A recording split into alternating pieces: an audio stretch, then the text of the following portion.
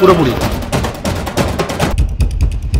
যে আমাকে ওনার সাথে শারীরিকভাবে যুক্ত হতে হবে। আমি যখন বলি যে না আমি হব না, তো আমি ওনার কাছে যাই পার্সোনালি, তখনও উনি সেম দিলেন যে এটা কোনো বড় ব্যাপারই না, ইন্ডাস্ট্রিতে এরকম ব্যাপার হয়েই থাকে, আমার সঙ্গে ধরো এরকম যখন করি না তখন উনি আমাকে গায়ের জোরে রেপ করেন। হ্যাঁ করেছেন দর্শন এঞ্জেল ইভেন্ট ম্যানেজমেন্ট, না উনি দুর্গাপুর আসানসোল।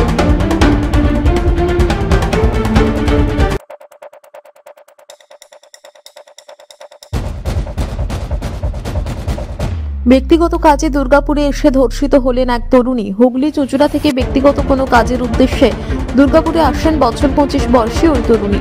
তিনি বেনাচিতি বাজারের মরফি নামের একটি হোটেলে ওঠেন। দিব্যেন্দু ভট্টাচার্য নামে এক যুবকের আহ্বানে ওই তরুণী হোটেলে এসে ওঠেন বলে দাবি করেন।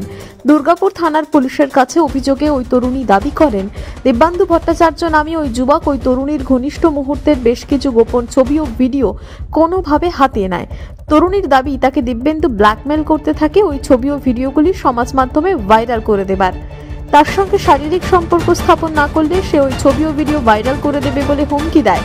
তরুণীর দাবি তিনি ওই ঘৃণ্য প্রস্তাবে রাজি না হওয়ায় তাকে চুলের মুঠি ধরে বেধড়ক মারধর করে দিব্যেন্দু। ছবিগুলি মুছে দেবার নাম করে রুমে ডেকে তার উপর বল প্রয়োগ করে তাকে ধর্ষণ করে ওই যুবক।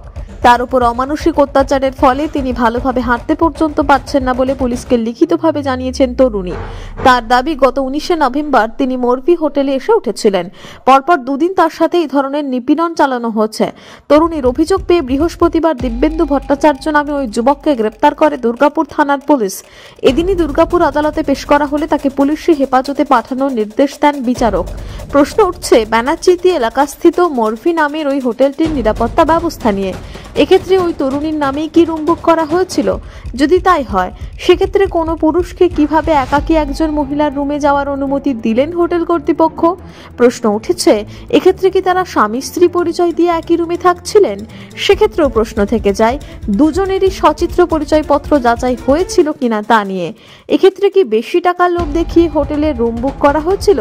সম্ভাব্য সমস্ত দিকই খতিয়ে দেখছে পুলিশ। যদিও আদালতে যাওয়ার পথে ধৃত দিব্যেন্দু ভট্টাচার্য দাবি করেন তিনি নির্দোষ, তাকে চক্রান্ত করে ফাঁসানো হয়েছে।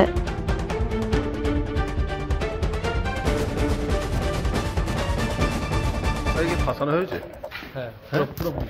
হ্যাঁ পুরোপুরি কি বলছেন? পুরোপুরি ফাঁসানো হয়েছে।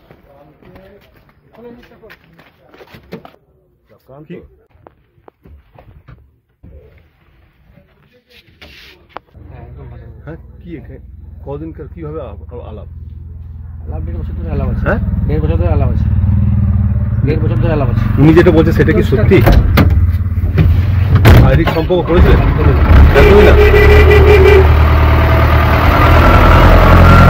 হয়েছিল ঘটনাটা হয়েছিল যে উনি আমাকে অনেকদিন ধরেই শারীরিকভাবে অনেকদিন প্রস্তাব দিয়েছিলেন।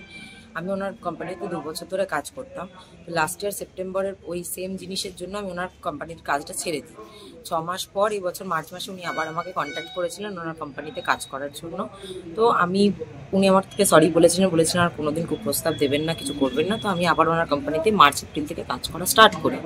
কাজ করতে করতে কিছুদিন যেতে না যেতেই উনি আবার সেম জিনিস শুরু করেন যে আমাকে ওনার সাথে শারীরিকভাবে যুক্ত হতে হবে। আমি যখন বলি যে না আমি হব না, তখন আমার কিছু প্রাইভেট ফটোজ নিয়ে যেগুলো ওনার কাছে ছিল অনেক আগে থেকে, হ্যাঁ সেইগুলো নিয়ে উনি আমাকে ব্ল্যাকমেল করা শুরু করেন।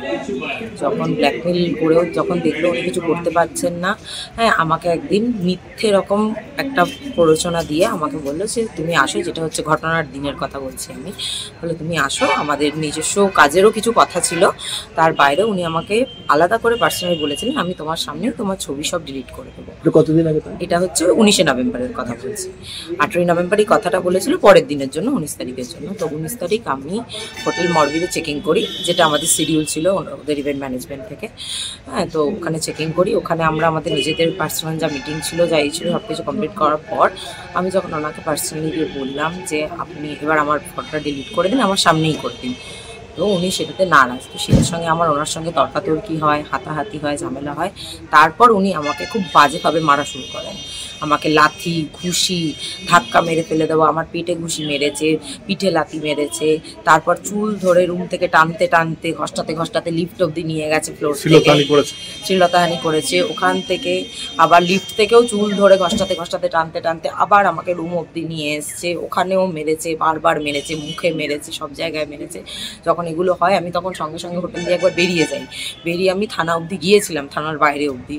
তারপরে উনি আমাকে আবার ফোন করে উনি আমাকে বোঝান যে আমাকে নিয়ে কেস করে কোনো লাভ নেই, আমার মাথার উপরে অনেক হাত আছে, হ্যাঁ, আমাকে কেউ কিছু করতে পারবে না। তো সেই ভয় দেখিয়ে আমাকে বললো তুমি আসো, তাও আমি তুমি যদি ভয় না পাও আমি তোমারটা ডিলিট করে দেবো। আবার মিথ্যে প্ররোচন দিয়ে আমাকে ডাকলো এই রাত্রেবেলায়। তো আমি আবার হোটেলে যাই, হ্যাঁ, আমি কেস করি না তখন ভয়ে আর। তো আমি আবার রাতে ফিরে হোটেলে যাই, উনিও যান, হ্যাঁ, উনিও বেরিয়েছিলেন হোটেল থেকে আমাকে দেখার জন্য যে আমি যাওয়ার। তারপর আমি আবার হোটেলে যাই, উনিও যান। হোটেলে যাওয়ার পর উনি আমার রুম ছিল আলাদা, আমি আর আরেকটি মেয়ে, আমাদের রুম ছিল আলাদা, ওনার রুম ছিল আলাদা। মানে আমাদের 302, ওনার 304, 3rd floor of hotel mall. তো আমাকে উনি বলেন যে তুমি আসো রুমে, আমি তোমার সামনেই ডিলিট করবো পার্সোনালি। আর জিনিসটা যেহেতু কেউ জানতো না, তাই জন্য আমিও কাউকে জানাতে চাইনি ওই টাইমটা। তো আমার কাছে একটাই ছিল, ঠিক আছে আমাকে মেরেছে, আমার তখন এখানে, কিন্তু আমি চাইনি যে আমার ফটোগুলো তার কাছে থাকুক, যেটাতে মানে আমাকে ফিউচারে বাজেভাবে এক্সপ্লয়েট করতে পারে। তারপরেও আমি ওনার কাছে যাই পার্সোনালি, তখনও উনি সেম জিনিস যে এটা কোনো বড় ব্যাপারই না, ইন্ডাস্ট্রিতে এরকম ব্যাপার হয়েই থাকে, আমার সঙ্গে করো, এরকম যখন করি না তখন উনি আমাকে গায়ের জোরে রেপ করেন। আমার সারা শরীরে এখানে কামড়ের দাগ, আমার পায়ের এখানে সবকিছু ছিলে গেছে, গোটা বডিতে। তিনি কি মানে ধর্ষণ করেছেন? হ্যাঁ, করেছেন ধর্ষণ। আমি ধর্ষণের অভিযোগ করেছেন? হ্যাঁ, ধর্ষণের। আপনি কি চাইছেন? আমি বিচার চাইছি, যেটা সঠিক বিচার। এর সঙ্গে কি পূর্ব পরিচিত, অন্য বছর 2 আগে থেকে পরিচিত? না, বছর 2 ধরেই ছিল। এর সঙ্গে লিভ ইনে ছিলেন কোনো সময়? না। আচ্ছা, মানে এর সঙ্গে কোনো শারীরিক সম্পর্ক ছিল না? না, সেরকম ভাবে শারীরিক সম্পর্ক কোনোদিনই ছিল না। আর তার থেকে বড় কথা হচ্ছে আমরা যেহেতু ইভেন্টে থাকি, তো আমাদের ইভেন্টে সবসময় একই জায়গাতেই থাকতাম। কারণ দেখুন, আমাদের একটা অন ডে একটা দিনের ইভেন্ট হয়, তো একদিনের ইভেন্টে মানুষ কি নিশ্চয়ই তো গোটা বাড়ি জুড়ে আলাদা আলাদা করে কেউ থাকবে না। তো আমাদের যতক্ষণ ইভেন্ট হতো ততক্ষণ আমরা সবাই এক জায়গাতেই থাকতাম। ইভেন্টের পরে আবার যে যার বাড়ি, যেরকম টাইম। আর এই জিনিসটা খুবই গোপনীয় ভাবে হয়েছিল, এই জিনিসটা কারোরই জানার কথা ছিল না। না, সে এটা নিয়েতে সেরকম একটা অ্যাকশন। দেখুন, কাজের জায়গায় কেউ বাড়ি কোথায়? ওনার বাড়ি বামুনারা, কি নাম? দুর্গাপুর, বিদ্যেন্দু ভট্টাচার্য। আপনার বাড়ি কোথায়? কলকাতা। আমার বাড়ি কলকাতা। কি চাইছেন এখন? আমি চাইছি সঠিক বিচার হোক, এই জিনিসটা যেন না আমার মতো এরকম অন্য কোনো মেয়েকে যেন বারবার এরকম ব্ল্যাকমেল না করা হয়। আমাদের কোম্পানিটার নাম কি? ইভেন্ট কোম্পানিটার নাম এঞ্জেল ইভেন্ট ম্যানেজমেন্ট। কলকাতাতেই ব্যবসা করেন? না, উনি দুর্গাপুরেই করেন, দুর্গাপুর, আসানসোল স্টেশন।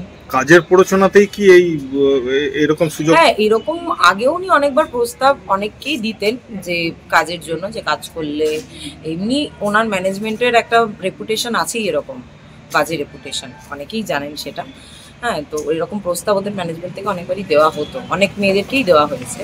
যারা রাজি হতো তারা কাজ করতো, যারা রাজি হতো না তারা কাজ করতো না, এরকম। চাইছেন কি শাস্তি? অবশ্যই শাস্তি চাইছি। যিনি এরকম ভাবে আমাকে মেরেছেন, আমি যে কারণে মহামান্য আদালতের কাছে, থানাতেও আমি এটা বলেছি বারবার, হোটেলের 3rd ফ্লোরের ফুটেজটার জন্য। 3rd ফ্লোরের ফুটেজটা পেলেই পরিষ্কার স্পষ্ট হয়ে যাবে সবকিছু সবার কাছে। কারণ উনি ওই ফ্লোরের মধ্যেই আমাকে চুল ধরে টানতে লিফট অব্দি নিয়ে গেছেন। যেদিনকে ধর্ষণের ঘটনা ঘটে সেদিনকেও কি আপনি বিশ্বাস করেই তার রুমে গেছিলেন? হ্যাঁ, বিশ্বাস করেই গিয়েছিলাম যে আমার ছবিটা, আমার কাছে একটাই ব্যাপার ছিল যে আমার ছবিগুলো ডিলিট হয়ে যাক। কারণ এই ছবিগুলো যদি সত্যি ভবিষ্যতে কোথাও কিছু ছেড়ে দেয় বা কিছু করে, আমার সত্যি অনেক বড় ক্ষতি হয়ে যাবে। আমিও তো কারোর বাড়ির মেয়ে। এগুলো কি একদম পার্সোনাল ছবি ছিল? হ্যাঁ, পার্সোনাল ছবি ছিল।